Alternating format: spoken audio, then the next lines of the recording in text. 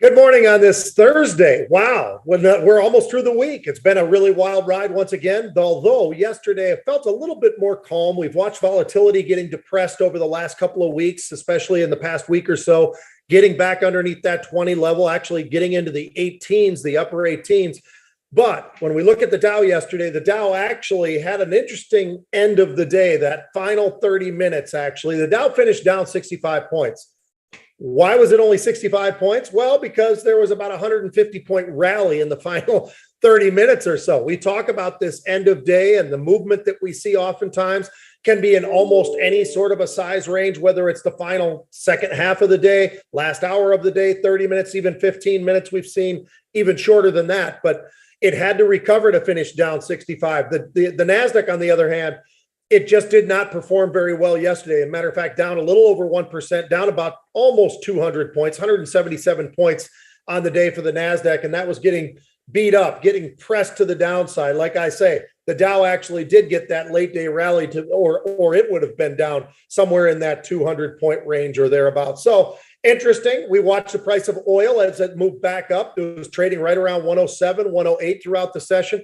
And take a look at what's been going on with volume. We've gotten a little bit back, and we're almost getting back to the averages, still below the averages, but about 39.8 million, almost 40 million contracts yesterday. So that picked up a little bit. The interesting part about that is only one stock in the million option volume contract trading state, and that was Apple. Tesla was really close, 980,000.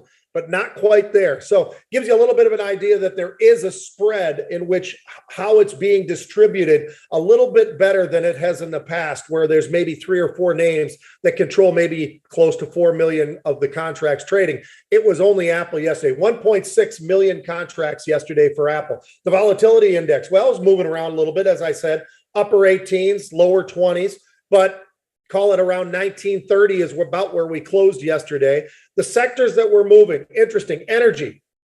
It basically, for most of the day, kind of hung around that, finished the day up about 1%. That was kind of where it was for the majority of the day. Consumer discretion, that was the area that was really pulling specifically on the NASDAQ yesterday, down about 1.5%. Semiconductors, chuck those in there as well, down about 3% yesterday. Kind of a big flip, actually, as we were going through the day. Some of those names getting pulled down.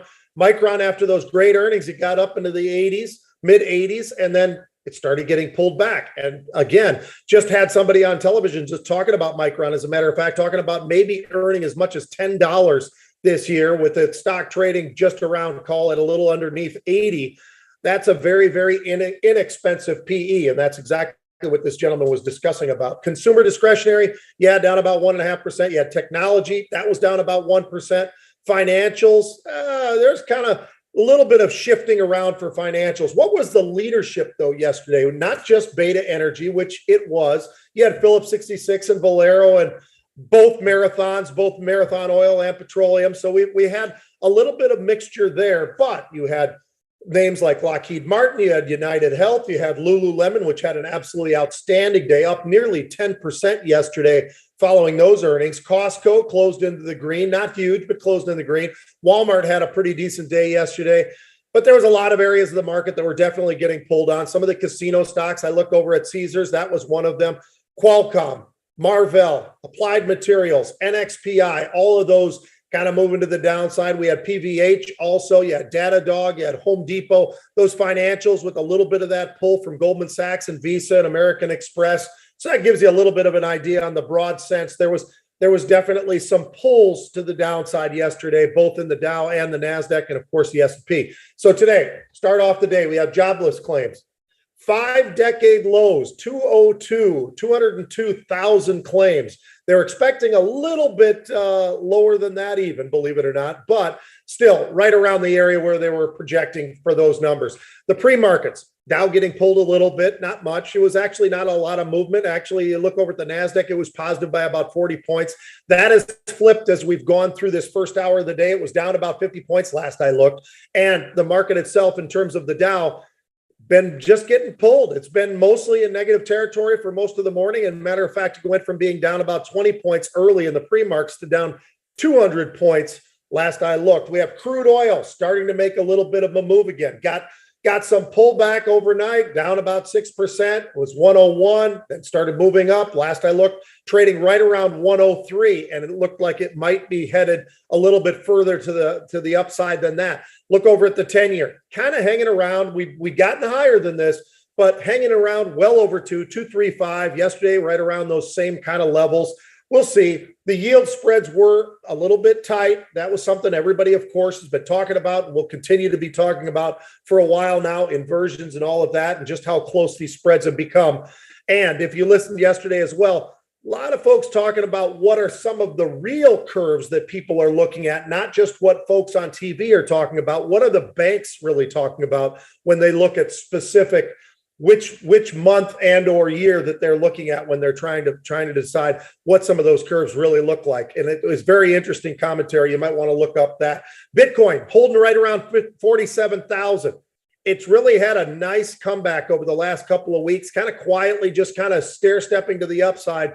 And here it is. It's been as high as about a little over 48,000, but holding a little bit above 47,000 so far. Volatility index right a little bit above 20. So we've recaptured back up above 20. We'll see. It's very early in the session. Things can definitely change. Technology, I look across, by the way, and the sectors, and not a whole lot going on early on. Matter of fact, just kind of shifting, and nothing was up or down more than about 0.5% or even less than that. But technology sort of slipped early. It was down maybe a little bit close to 0.5%. Semiconductors down about 0.4%. Energy was down, actually rallied back to be flat. The area that is definitely pulling on the NASDAQ, why we're seeing the markets kind of moving around, and some of the pull that we've seen is communications, consumer discretionary. Those had been sliding a little bit lower. That's been pulling on the markets to some degree. Tractor Supply, one of the names that's working pretty nice today. We also have names like CF and Mosaic. Those are working out actually yesterday. You know, they're kind of in that category of now they're part of the movement each and every day. They're moving up a little bit, they're moving down a little bit, but they've made that big move, as everybody knows already, but to these 52-week highs and kind of pressing on those levels with some pullbacks as well. Paychecks also doing pretty well. You got Kroger's doing well. You have Data Energy today, APA and EOG definitely stand out for me. Walgreens on the downside definitely stands out, along with Best Buy, AMD. I think there was a downgrade today of AMD. You've got PVH, also Chinese names with a bit of a pull today as well. That's been a back and forth kind of thing as well, as you know. PDD, JD, NetEase, Baidu, those kind of names. A little bit of a pull to the downside today. I've got two unusuals for you, and we'll get out of here. I will be on the 5 o'clock show tonight on CNBC with Melissa Lee. I think she'll be there tonight. I'm not sure, but looking forward to that as well. Talking about everything that's going on in these markets as we get to the end of the quarter, and everybody obviously has been kind of shifting around with some of those positions. First one I've got for you is CCJ, Cameco. Now, this is a name trading right around 29 bucks very early on. First hour, it was literally one of the very first trades that we'd seen. So it's already about an hour old on this trade. But 5,500 of Friday's expiring. That's tomorrow, by the way, April 1st. The 30 strike calls, 23 cents up to about 35 cents for those. As I say, 5,500 of those getting bought. United Airlines as well. United trading just above $46 a share. They're buying 9,000 of tomorrow's expiring April 1st.